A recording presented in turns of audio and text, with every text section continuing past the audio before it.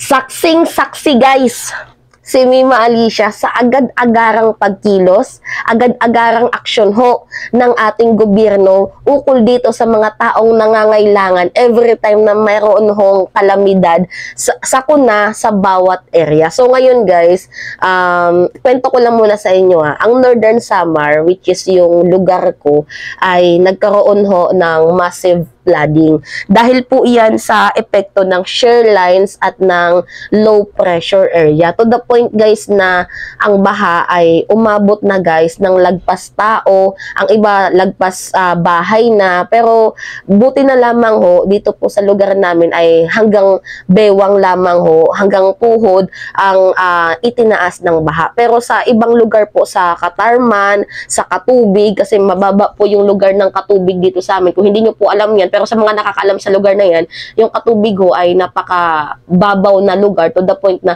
lagpas bahay po ang inabot ng baha. So, yun na nga ho guys, literal ho talaga na mapapasabi ako ng thank you po Pangulong PBBM dahil po sa agad-agarang aksyon nyo ho sa pagbibigay ng supply dito ho sa mga naabutan ng napakataas na baha. Hindi ko naman kasi pwedeng sabihing binagyo kami kasi wala naman pong bagyo guys.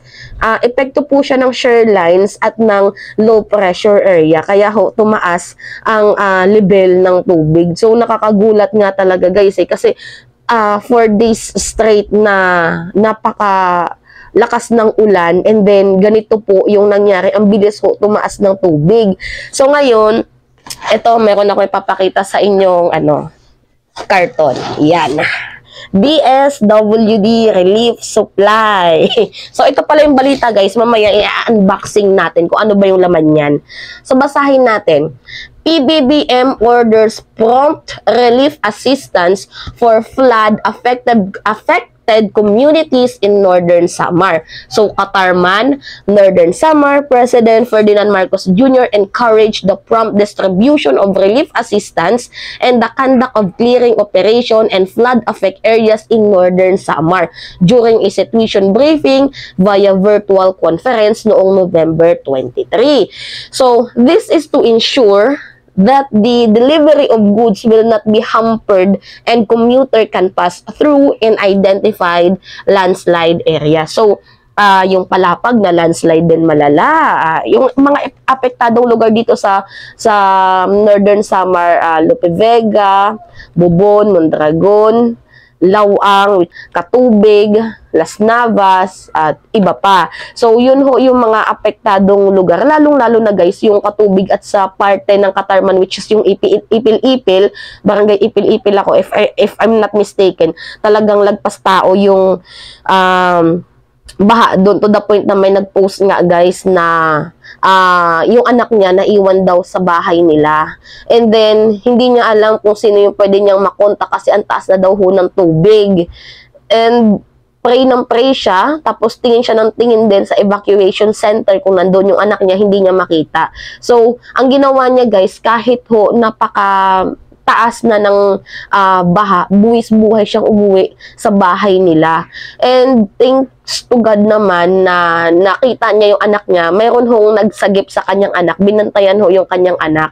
So, laking pasasalamat niya talaga sa taong yun. Nabasa ko lang yan guys sa kwento ng isang taga-Nortehanon, sa Bisaya din guys na pagsusulat. Syempre, naintindihan ko, Bisaya manak. Uy, sa mga derivative, maaram ho ako mag-Bisaya. Pero syempre, nakasanayan ko na mag-Tagalog para ho, wala tayong language barrier para maintindihan din ho ng mga mamamayang Pilipino ang aking sinasabi. So ngayon, gusto niyo ba guys mag-Bisaya si Mima? So anyway, yade. Mayaw nak dide karton. Yada karton. Ine, tikang ini siya dito sa DSWD. So yan na guys, mag-unboxing kat kung ano ba ang sulod. Singa, DSWD Relief Supply. So, mag-unboxing si Mima kay tungod nga ako ay na-excite dahil syempre, because of our government sa very, alam niyo yun, agad-agarang response dito ho sa kung ano mang uri ang may nasalanta. Syempre, di ba, doon nga sa volcanic eruption doon sa Albay. ang bilis ho ng response ni Pangulong PBBM. Every time na meron din hong mga binabagyo, ang bilis din po ng kanyang response. Yung ano din sa Israel at Hamas, 'di ba? Yung mga Pilipino doon talagang carrying. And then dito din sa amin napatunayan ko na super bilis ho ng response niya because tingnan nyo guys, ito yung relief goods, ito na nga, i-unboxing natin. Yan yung mga laman. Natabunan kasi yung iba guys. Okay, unboxing natin. Una, bigas. Yan. Dalawa yan guys.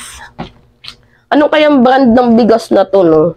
Sana lahat din naka-receive. Baka malay mo may iba ding parte sa Northern Samar or sa ibang lugar na kumbaga pinili lang. I don't know lang guys pero hindi talaga maiwasan yung ganyan. Hoping so na lahat naka-receive.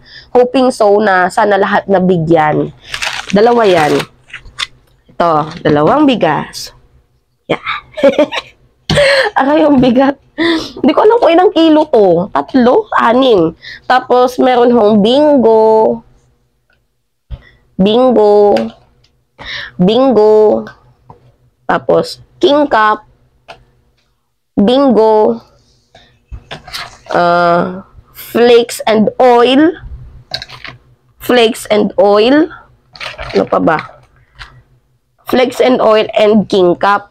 So, hindi din naman tinipid sa sardinas. Ay, sardinas sa mga canned goods kasi 1, 2, 3, 4, 5, 6, 7, 8, 9, 10. 10 guys na canned goods ang meron. Tapos, meron din ho silang, wow, pakape, kaloka. O, yan. Sunmig. Original. Creamier.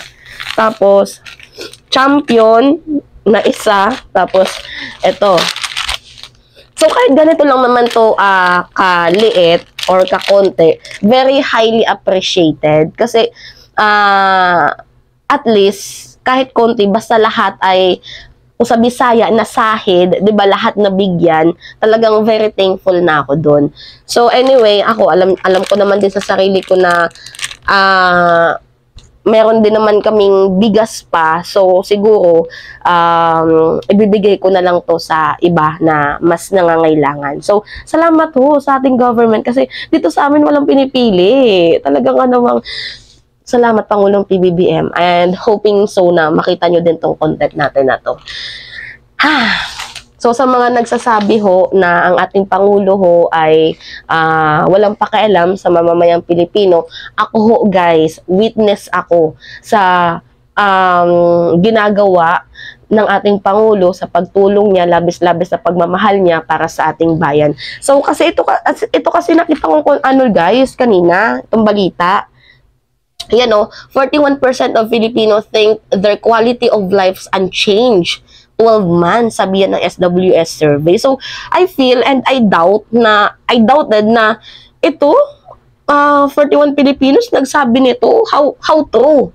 Or else, kung totoo man na 41%, siguro yung mindset ng mga taong to, hindi pa rin ata nagbabago. Poor quality pa din. Kasi guys, imagine if you have a good mindset, para umangat yung buhay mo, hindi ka puro reklamo, puro rally, ano pa ba yung ginagawa ng iba?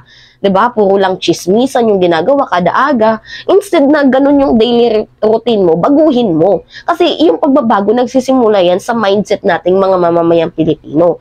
Kasi ang government tinutulungan lamang ho tayo para ma-improve ang quality life service ng bawat isa sa atin. Pero kapag hindi mo tinutulungan yung sarili mo, what do you expect? Aangat, aasenso yung buhay mo?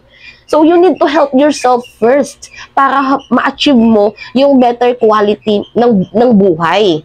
Ganun ho yun.